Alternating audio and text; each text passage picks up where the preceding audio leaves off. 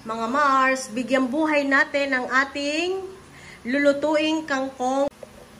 Ito ay ating ipiprito gamit ang harina at i-steam natin ito. Lalagyan na lang natin ng soy sauce on top pag isa-serve na. At ito ay gagawin nating ginisang kangkong.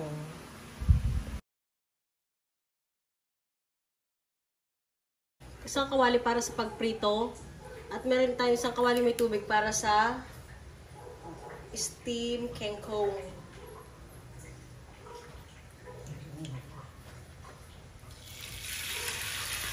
Ay taray, totoo nga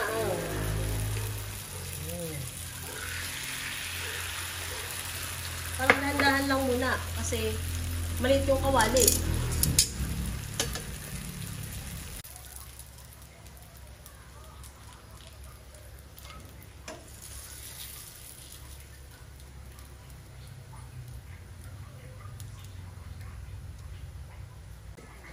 Ilagay na natin yung dahon.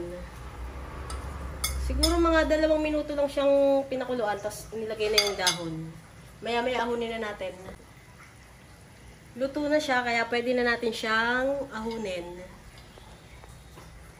Isutay na natin ang ating pork. Unti lang yan siya.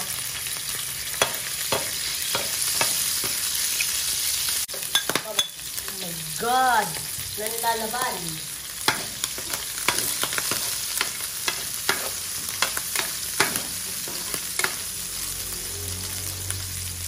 At lalagyan na natin itong tangkay. Oh my God.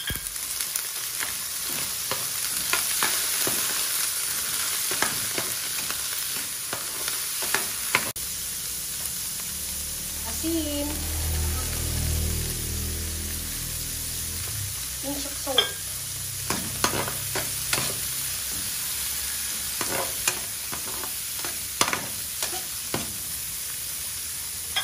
Pwede natin lagay itong ating sili kasi paluto na siya eh. Takpan na natin. Lagyan natin siya ng tubig. Kalahating baso. At ito na yung ating ginisang tangkay ng kangkong. So, ready to serve. At meron tayong kangkong